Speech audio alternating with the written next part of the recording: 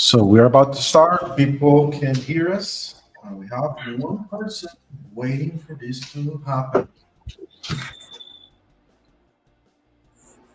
One viewer waiting for us to start. About to start, family.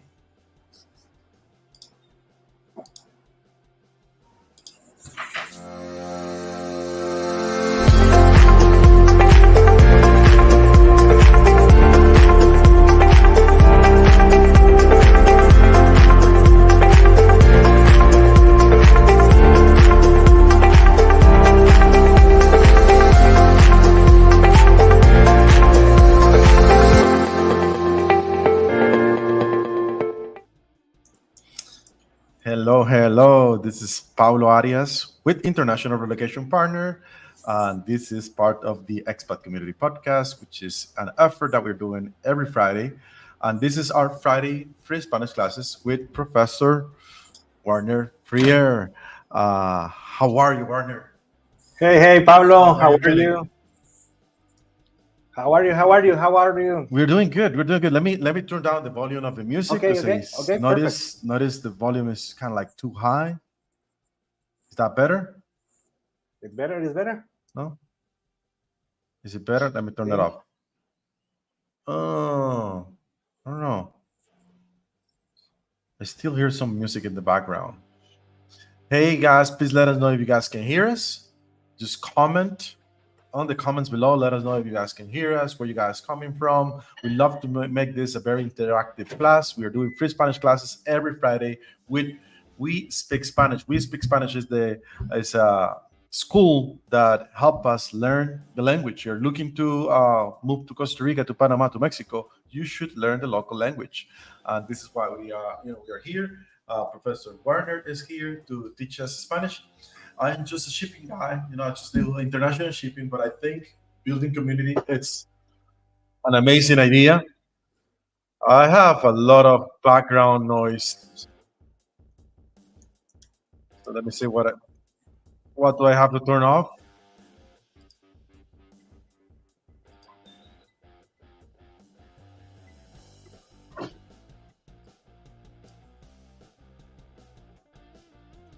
guys hear me good?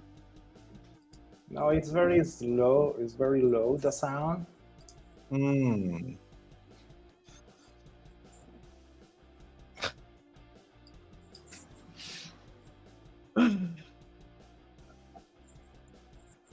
What's going on? I don't know what's going on.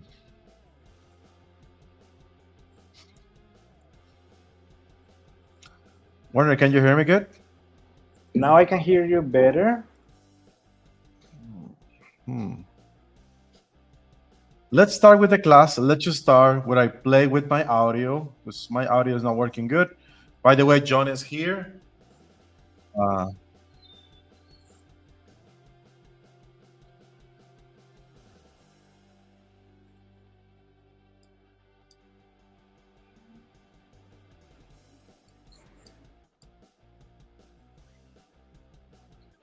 So John Miller is here, yeah.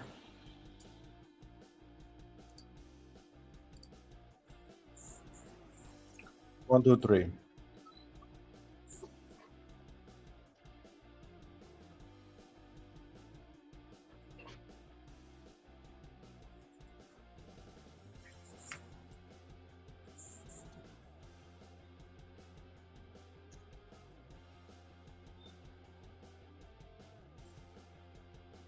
I hear you, Paulo. Thank you. Thank you for that, John.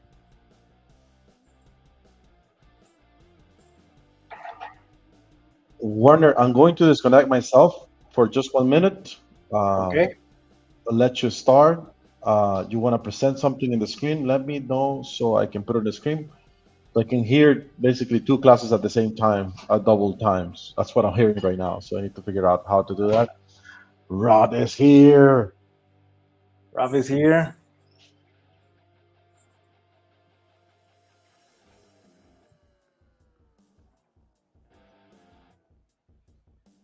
Well, I think this is the first time that we have.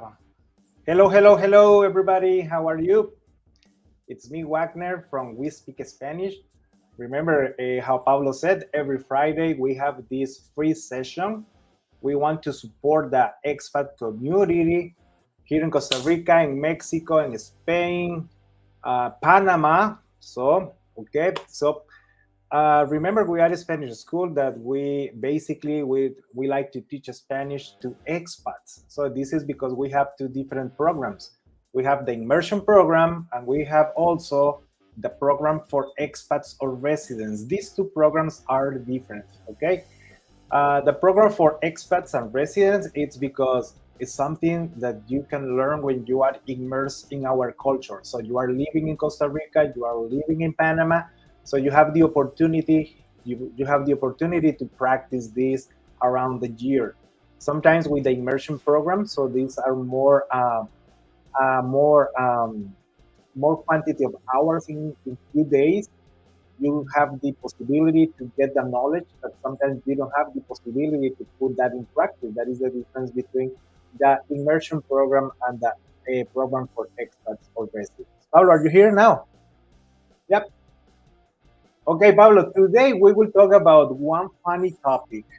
This is a funny topic because this is something that we have when you are learning the language. So today we will talk about cognates. Do you know what is a cognado, Pablo? I can hear you. I cannot hear you. No, no, no.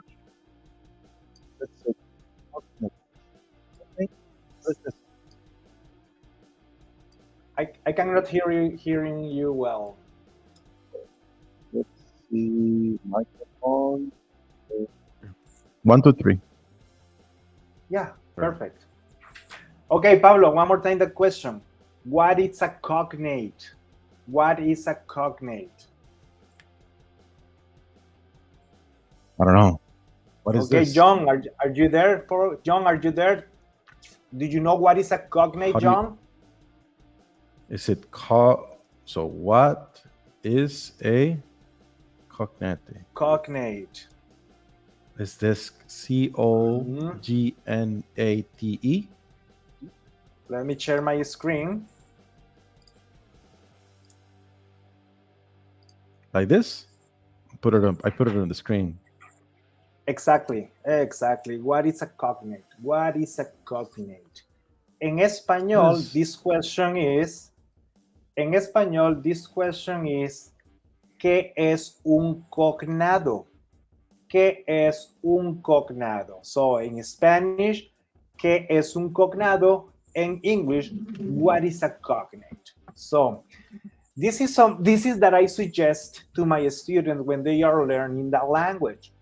So, if you see in these two questions, so this is the question about what is a cognate, but in these two questions, we have a cognate. So it's the question, but at the same time, this is one example about what it's a cognate. A cognate is when we have one word in two different languages. So Pablo, what do you think is the cognate in these two questions? I know a few. I think I know a few. Like international. Exactly. So in Spanish. Exactly. Spanish is internacional. But in English international. International. Exactly. Very similar. Very similar. That is a cognate. That is a cognate. So a cognate is when we have one word in two different languages. Okay. Good. So if you are learning the language, if you are learning the language, what I suggest to my students is pay attention to the cognates. So probably between Spanish and English, we have, I don't know, probably 900 or 1,000 cognates. So imagine that this is information that you have in your brain. So you don't need to learn this. You need to use it. So, and now we will study about that. So we have 100% cognates. So to remember the meaning, it's one word in two different languages. And sometimes probably the same word, it's exactly the same in 2 or 4 different languages. So this helps your process of learning. For example, let me tell you one. Let me tell you one of these. This is 100% cognate. How do you say this in English? How do you say this in English? Or how do you say it in Spanish? Normal. But in Español is normal. So, normal, normal. Pablo, exactly the same spelling, exactly the same meaning. The difference here is the pronunciation, because in English we will say normal, but in Spanish we will say normal. Okay? So we have one more 100% cognate. Similar. In Spanish we say similar, but in English we say similar. Okay? Same spelling, the same meaning, but different pronunciation. Okay? These two are examples of 100% cognates. Okay? Okay, we have one more. Internacional. Yep. But in English, it's international. We can say that this cognate, it's 99% cognate because only changes one letter in the spelling. Because we say in Español, and the pronunciation is very similar. Internacional, international.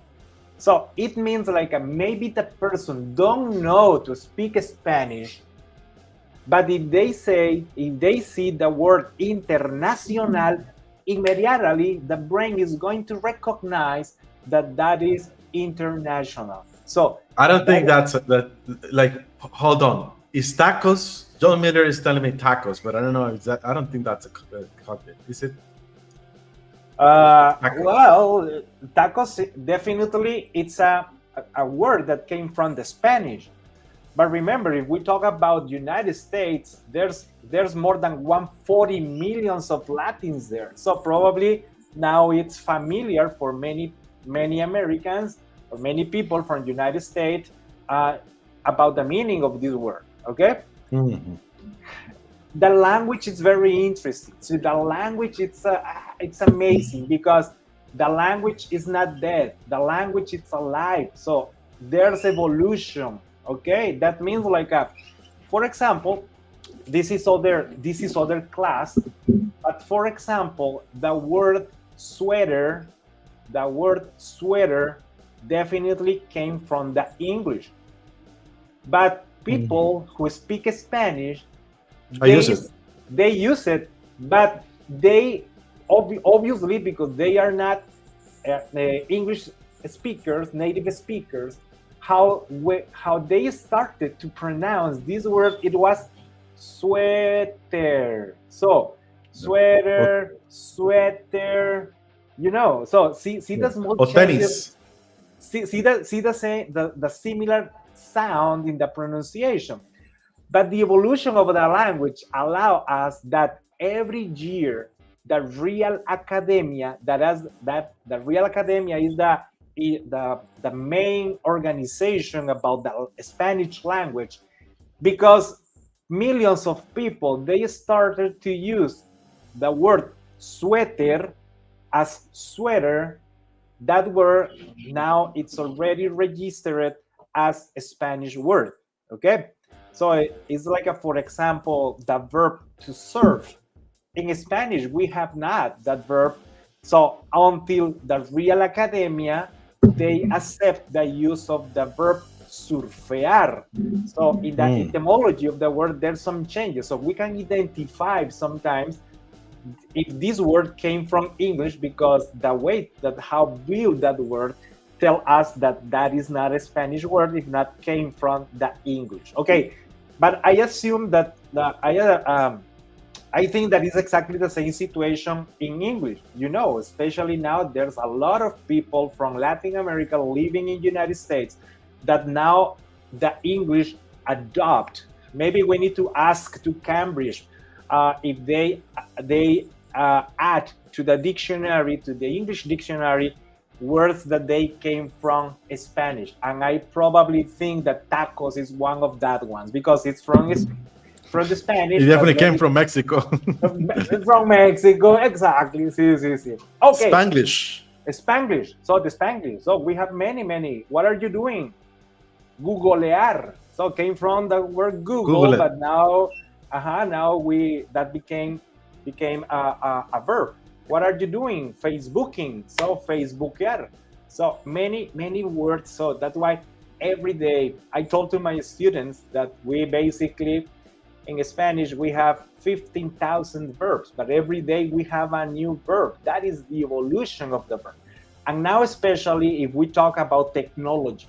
So because technology is changing every day. So now we have many new words in our language. So let's go back to the cognate. So remember, the cognate, it's two words in two different languages.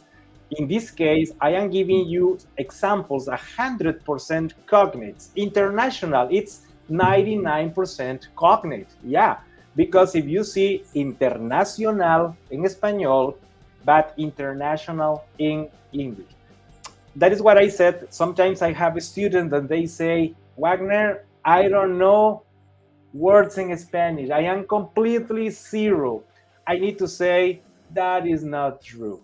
I am completely sure that in your brain, you have content that we share in both languages. That's why you have now knowledge in Spanish, even if you don't know about that knowledge. Okay, so is this international, internacional. So we have other, for example, what about if I say, Pablo, transporte? What do you think is that in English? Transportation. Transportation. Transporte. Exactly. Transporte. Transportation. So how many words do you say are the same English and Spanish? are the same in English and Spanish, exactly. What But about how the many? word? Oh, okay. Probably we have between 900 and 1,000. Okay, from 700 and 1,000 different words. Okay. What about this? If you see this, Pablo, in Español, pasaporte. Passport. Passport. Passport. Pasaporte. What about, entonces, passport? Now you know passport. Very good. What about if you read the word, okay, pantalones. Pants. Pants. Okay, is still John there with us? John, give me one example. What do you think it's a cognate? He's been Who doing else? some pronunciation. Pronunciation.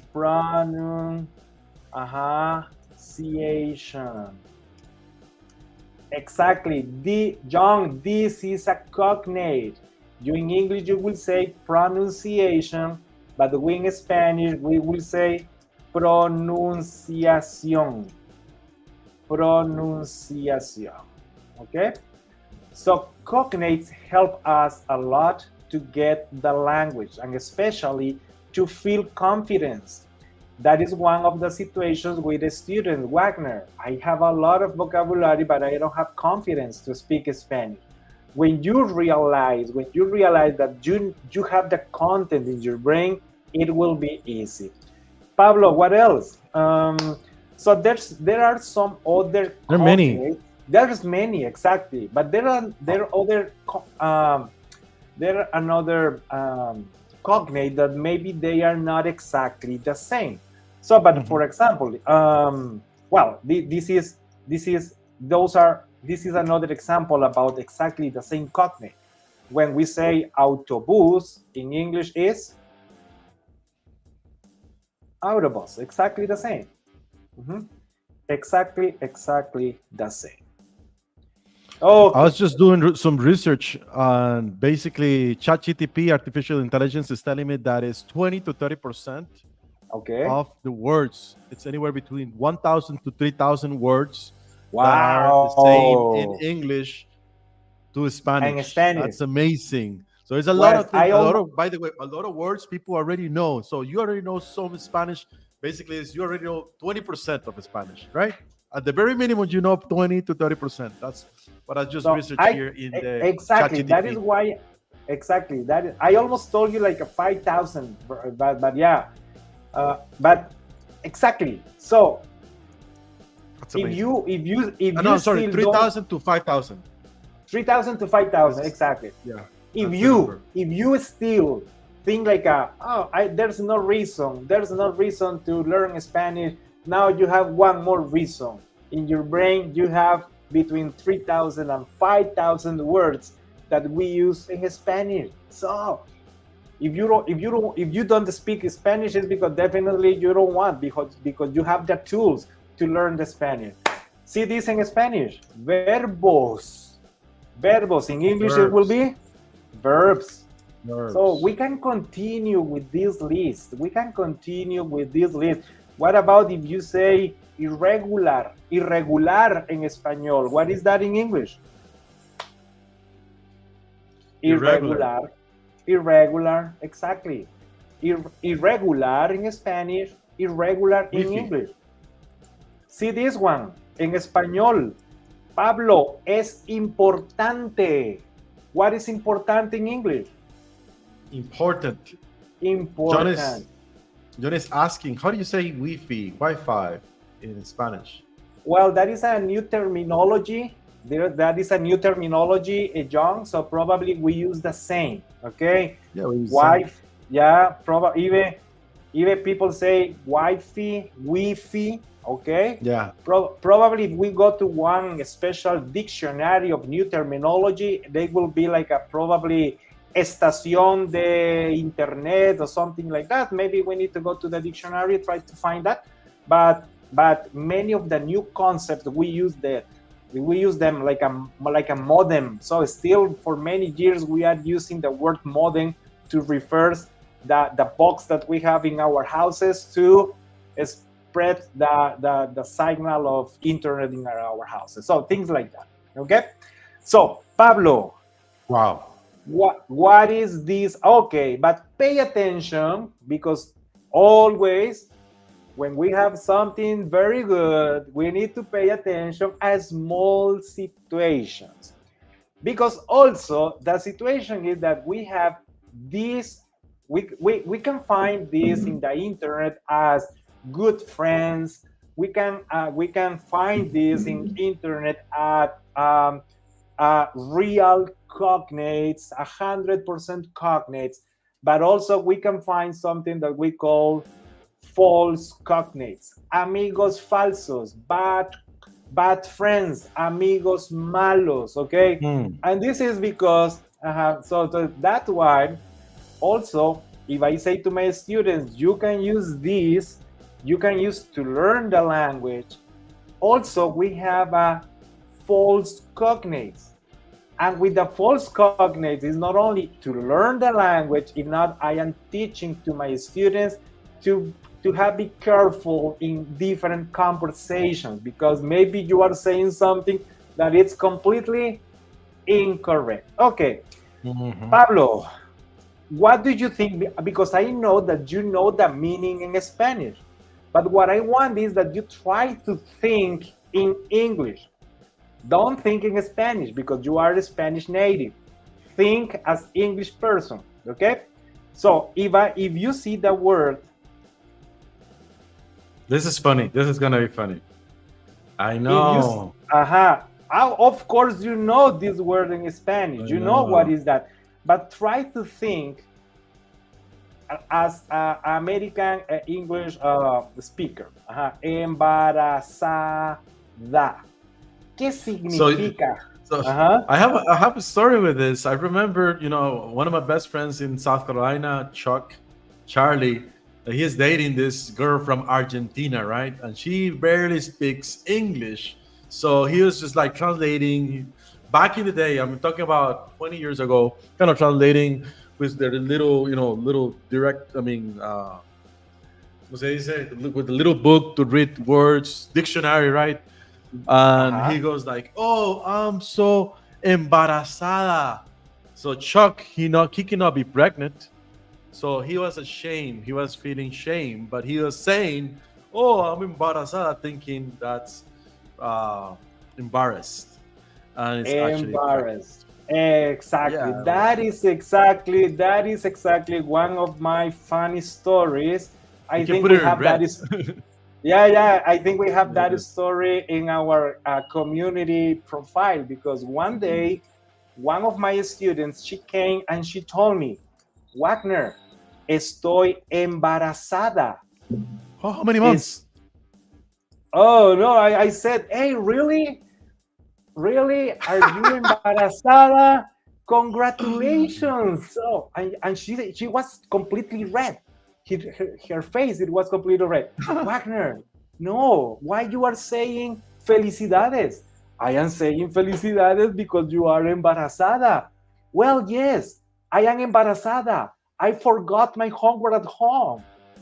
And I said, "Oh, no. Now I understand what you are saying." So this is because now you can see here that both words, embarazada and embarrassed. Okay, if you see, this is a very similar spelling, probably a little bit similar pronunciation, but the meaning is completely different, because embarazada in Spanish, in English, that is pregnant. Exactly, it's pregnant. And embarrassed in Spanish, it's avergonzada. Okay, this is one of the funny false cognates. However, in my personal opinion, the truth is maybe these two words, they are not exactly a false cognates, because if you remember, Pablo, what happened in the families probably 50 years ago, when one girl got pregnant without husband, it was something embarrassed for the family. So that I remember some cases when the mom said that the kid it was hers, but it was not hers. It was from one of her daughters. Things like that is because if the people in the town they knew the real situation, it was something embarrassed for the family. So for me, it has sense. Like these two words are similar. Of course, remember there's evolution in the language, and now this is very clear that embarazada is pregnant and embarrassed is avergonzada. Okay, Pablo, one more time. Think in English. Don't think in Spanish because you know the meaning in Spanish. But if you see the following word, éxito, if you see the next word, éxito, what do you think is that in English? Éxito. Éxito in Spanish, but in English? I know what is it. What is in it In says English, it's success. you will but in English you will say. So remember, if you see the word in Spanish, it is éxito, and if you are an English speaking, a native speaking, so you will read that like an exit. But this is also a false cognate because the situation is that exit in Spanish is salida. Exit in Spanish is salida, okay?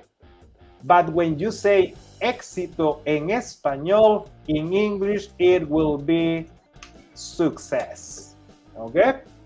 So these two are examples of false cognates. These are false cognates, okay? Pablo, what do you think? Is this funny to learn? So is this good to learn? It's funny. It's funny. I want to show you something on the screen. I just came. This is my ChatGPT artificial intelligence. Wait a sec. I don't know. Can you guys see my screen? It's doing false. Yeah. Actual, asistir, biblioteca, carpeta. So they give you a list of 50. I just asked for 50 of those examples. Interesting. Clothing, right? Ropa. Clothing in English. Exactly. There's a lot. Rope. Yeah, there's exactly. Wow. Exactly. We say in Español, exactly. I like that one. When we say ropa in Español, immediately the students they say rope. Yeah, we say ropa, but they say rope. But this is a false cognate because rope in Spanish is cuerda, but ropa in English it's clothes. This other one. Which one? I don't know if you can see the screen. Yeah. See. Exactly. This one, Pablo. This one. Exactly. In Spanish, we say carpeta. Carpeta. And your brain, when you are thinking in English, immediately is going to say carpet. But this is a false cognate because carpet in Spanish it's alfombra, and carpeta in English it's file. So two different cognates, okay? Two different cognates. So I did another one. Which one? Just put it on the screen. I'm just picking some, but this is a lot of our customers are retirees. Jubilación. And the jubilation. Jubilation. Yeah. See this. So we say okay, yeah, see this one. Asistir.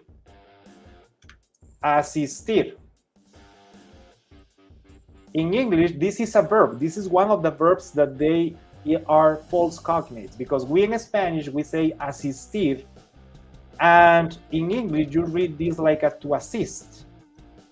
Yeah, you read this, where is that? To assist. I'm sorry, I'm not sure about how to write in English. Asistir. Yeah, to assist. It was okay. Okay. If you see these two, these are verbs. So if you think like it's exactly the same, but it's not the same. To assist is ayudar, and asistir in Spanish, but in English it is to attend. Asistir, to attend. Here. To attend, asistir. Yeah. Here. Yeah, exactly. And we will finish with this one. We have this. This is a verb also. In English we say, in Spanish we say contestar. Contestar. And you, in your brain, like as person who speak English, you will think, is this to contest? Contestar, to contest. Has nothing to do.